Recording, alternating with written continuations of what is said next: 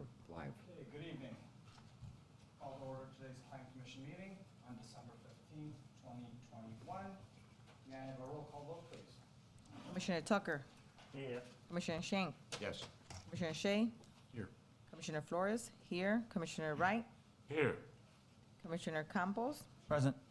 Vice Chair Cooper. Present. Chair Ali. Here, thank you. We don't have any approval of minutes today. I'd like to jump into the first item on the agenda. It's a continuation from November 17th, 2021. Text amendment to the zoning ordinance Articles 1, 2, and 9 for the purpose of addressing cannabis establishments in the village of Bolingbrook. Project number 420.21. May I have a motion to open this public hearing, please? So move, Shay. Second, Flores. Commissioner Shea, second Commissioner Flores. Roll call vote, please. Commissioner Tucker. Here.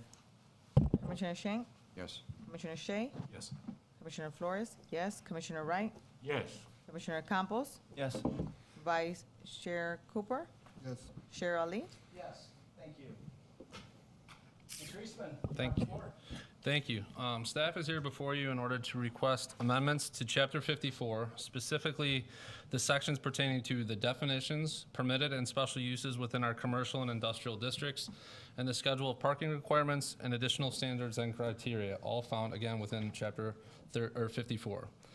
The purpose of the amendments is to help both strengthen our policies as well as clarify and provide language to coordinate with the intent of the zoning ordinance, specifically as it relates to regulating cannabis businesses within the village's evolving retail and industrial corridor.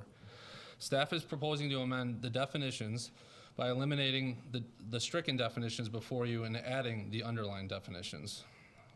It's worth to note that medical marijuana and medical marijuana dispensaries, as they're currently listed within our zoning ordinance, would be eliminated due to the fact that these definitions would be encompassed in the overall definition of cannabis dispensary. So essentially, we needed to clean that up so that everything spoke to one another. The following definitions would be added to the zoning ordinance: cannabis business establishment, cannabis craft grower, cannabis cultivation center, cannabis dispensing organization, aka a dispensary, a cannabis infuser, a cannabis processor, and a cannabis transporter. Now, the first thing that we would be proposing is that cannabis dispensaries would be added as special uses to all of the commercial districts. This is B1, B2, B3, and B4, as well as our limited industrial district, I1.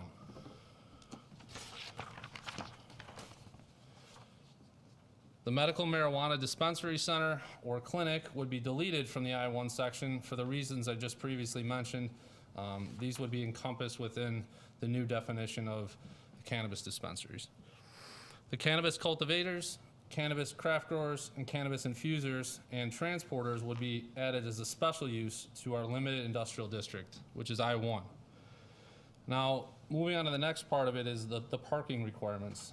As typical with some of our more unique businesses in town, we do have a very short list. This would be one of them that we would feel good to add to that list upon having conversations with different potential users and actually just doing research. It seems like many towns have gone this route in that it would be dependent upon how they plan to operate, the specific location, and what was surrounding it, and it would allow the authority of the planning and zoning administrator to determine the number of parking spaces that would be adequate for being provided for said use. The additional standards and criteria section. We would be proposing to amend the standards and criteria section, which states that no special use shall be granted for cannabis business establishments unless evidence is presented to establish the standards and criteria provided herein. Obviously, as I stated before, none of these businesses would be considered permitted uses in any of these districts. They would all require a special use permit, meaning any of these users would have to come back before you prior to moving forward within any of these processes if we were to pass this. The village may require the applicant to install additional building enhancements as well, such as additional security cameras, lighting, parking, landscape screening, etc., to ensure the safety of both the employees and customers. The village may approve the co-location of certain cannabis establishments. For instance, you may see a dispensary commonly co-located with a transporter. Obviously, they need to be able to move the product to and from the store from the cultivation center, so you would have to, in often cases, co-locate.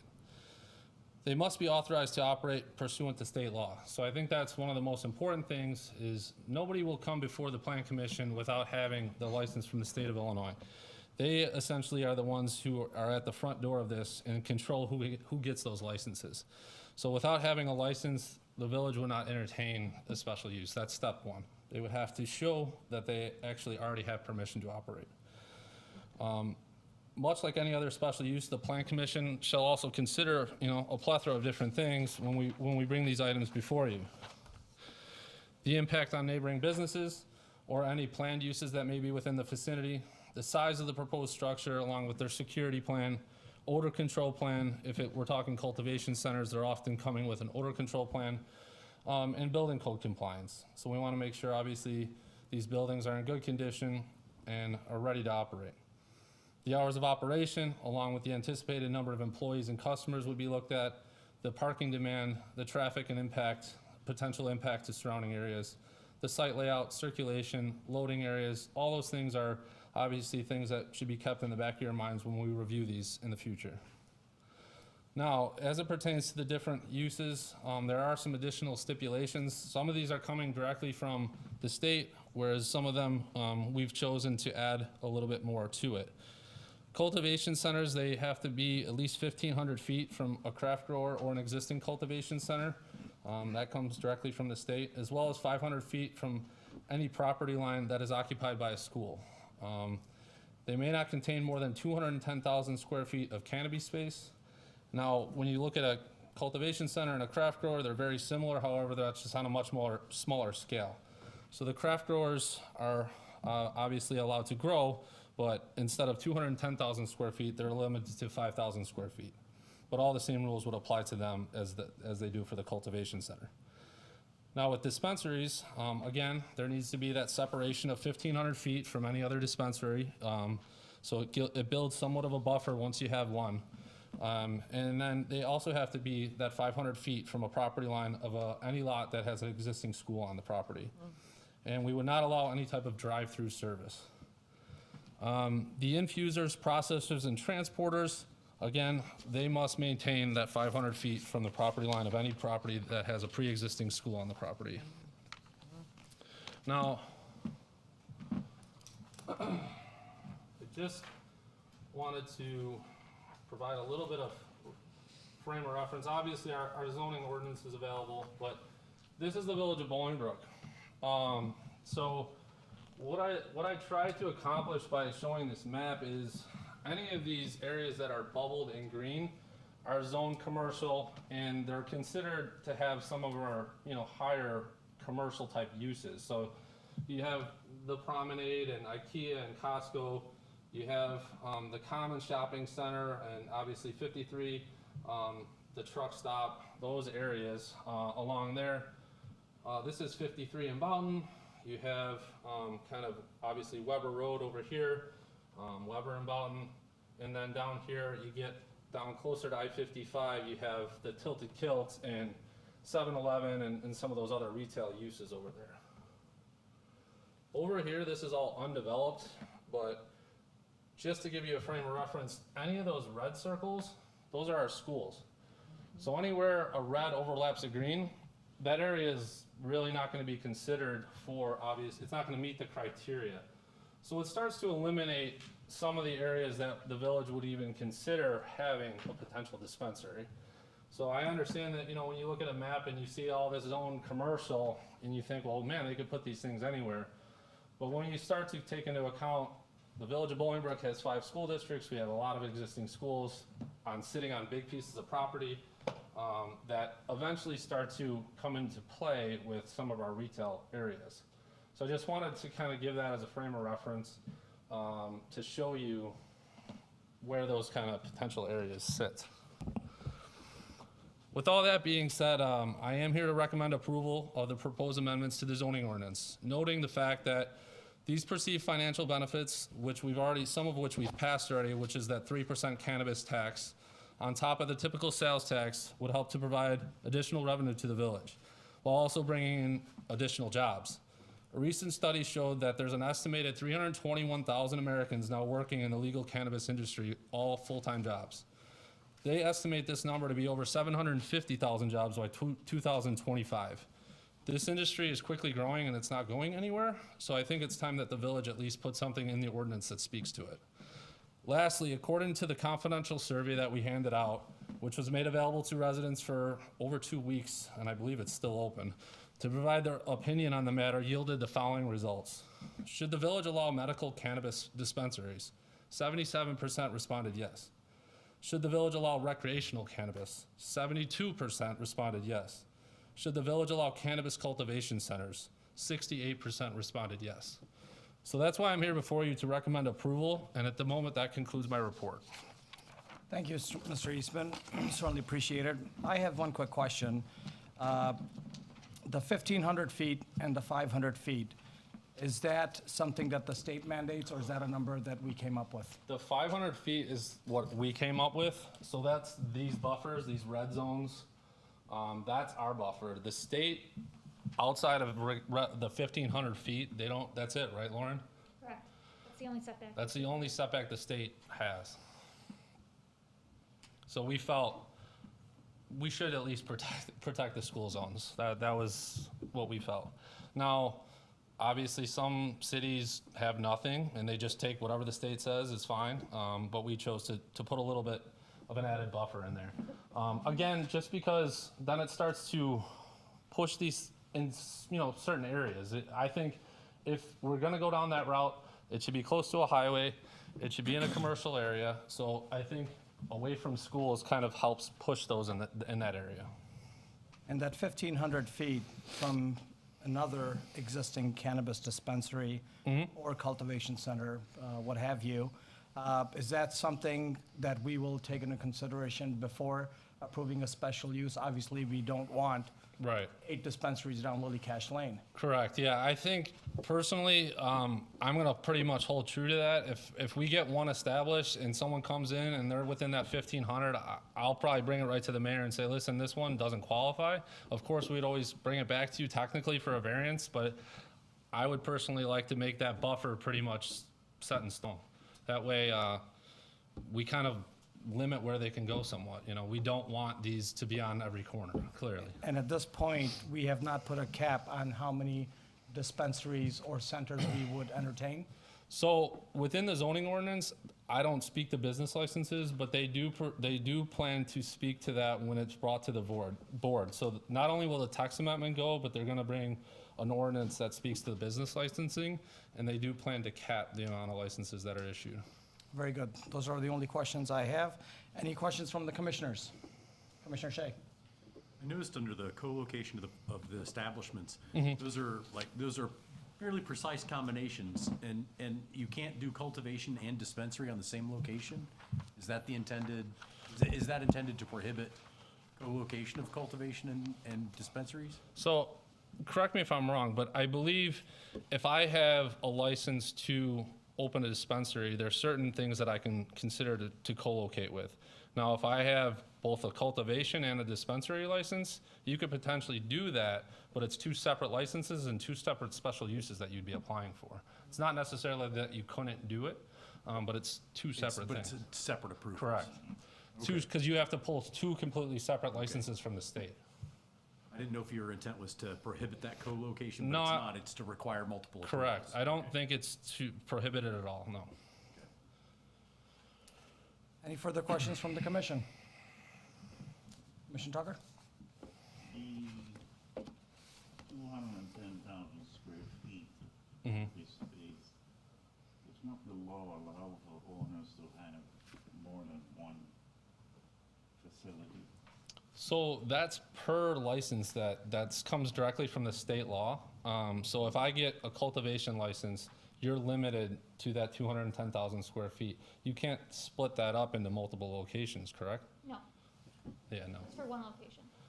So that's the maximum canopy space that you could operate under with that license at one location. No, but you can have, you are allowed to have more than one, and each one will have to be 200. They don't have to be, that's the maximum. So they are trying to prevent someone from buying 1 million square feet and filling it completely with a canopy. They have to draw the line in the sand somewhere. I can't tell you how they ended up at 210,000 square feet, but that is what they ended up with. And the state law requires it to be all indoors. All indoors, and they do have these odor control plans and obviously security and all that, but potentially, I mean, I've actually driven by a cultivation center and someone says, you know what's in that building? I had no idea. They don't sign it with anything. It looks just like an industrial building. Well, the reason I asked, the Crisco Labs in Lincoln, Illinois, who has 25% of the market. Street cultivation facilities, and legally they can expand up to 630,000 square feet. And is that because they own multiple locations and multiple licenses is my guess? They're, So because they have 3 licenses, so 210 times 3 gets you to 630. So they have 3 licenses. and they have one facility that's 600? No, it just is saying they can, so they're talking about they can expand their footprint. Oh, okay. I'm just saying that if we allow someone with 210,000 square feet in the village, technically, the law allows them Correct, up to perhaps, 200 ton. yeah. Correct.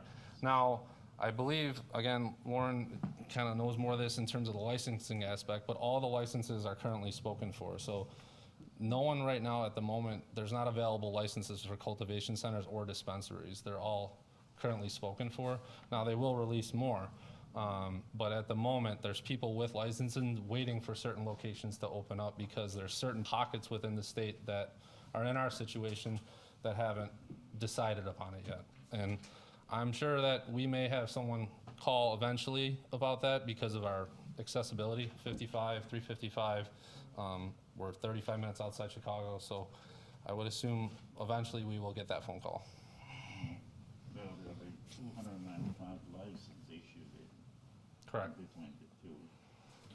I just brought that up because I've also noticed in Matson, Illinois, Mm-hmm. they were putting up a facility, 538,000 square feet. Now, you can do that, but then within that 538,000 square feet, no more than 210,000 can be dedicated to canopy. So you can have the canopy area, then you'll obviously have your warehousing, your packaging, all that other stuff will go on under that roof, but they do it. It's likely then we could have someone. We could. And I mean, in fairness, from the research that I've been doing, a lot of these cultivation centers, I mean, are anywhere from 80 to 120 jobs being generated from some of these locations.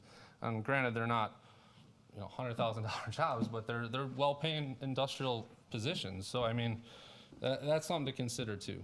There haven't been any cultivation center licenses given out right now. What's all the licensed locations that are already in play, like the Cresco and whatnot? They all are allowed to grow recreational. They were all granted a license to also grow recreational. There haven't been any additional cultivation center licenses given out. That's up to the Department of Agriculture if they want to open up the application process, but they haven't. The craft growers, on the other hand, that's kind of where the big growing licenses have been given out, and they were just given out recently. So those would be more the The smaller scale where you're only having 5,000 square feet of canopy space. Is that intended to, I'm sorry, No, you're good. is that intended to distribute the licenses across a wider number of people? Possibly. You have to ask the state, I don't know. But that was the cultivation centers, I think it also is to give more newcomers to the field more opportunities, because these cultivation centers are medical cultivation centers that have been around for a long time and are, most of them have like a multi-state footprint. So those are the big conglomerates. I think they're trying to, the state is trying to make the industry a little bit more diverse, a little bit more, allow different smaller scale operations to And be licensed in Illinois. I believe the last set of licenses were all social equity licenses too. Yes. So they are trying to diversify the field and kind of bring more people into the business. Any further questions from the commission? Does the proof of insurance falls under ordinance? So that is gonna, The village is that'll, additional insured, or where's that'll fall under the business license application. That's fall under the, Yeah. let's see. No, I mean, and these are all valid questions that we can ask them, obviously, when they go through the special use process. And I'm gonna be very communicative with you guys once I start hearing from them. I'll be an open book. If you have questions, I'll let you know where we're at. Any further questions? Hearing none, any correspondence from the audience? Seeing none, may I have a motion to close this public hearing? So moved. Commissioner Wright, second Vice Chair Cooper. Roll call vote, please. Commissioner Tucker, Yes. Commissioner Shank, Yes. Commissioner Shea, Yes. Commissioner Flores, yes, Commissioner Wright, Yes. Commissioner Campos, Yes. Vice Chair Cooper, Yes. Chair Ali. Yes. At this time, I'd like to motion to approve the findings of fact for project number 420.21, continued from November 17th. So moved. Commissioner Wright, second Vice Chair Cooper. Roll call vote, please. Commissioner Tucker, Yes. Commissioner Shank, Yes. Commissioner Shea, Yes. Commissioner Flores, yes, Commissioner Wright, Yes. Commissioner Campos, Yes. Vice Chair Cooper, Yes. Chair Ali. Yes. Text amendment to the zoning ordinance Articles 1, 2, and 9 for the purpose of addressing cannabis establishments in the village of Bolingbrook, project number 420.21. May I have a motion to approve? Motion. Commissioner Flores, second Vice Chair Cooper. Roll call vote, please. Commissioner Tucker, Yes. Commissioner Shank, Yes. Commissioner Shea, Yes. Commissioner Flores, yes, Commissioner Wright, Yes. Commissioner Campos, Yes. Vice Chair Cooper, Yes. Chair Ali. Yes, thank you. We stand approved.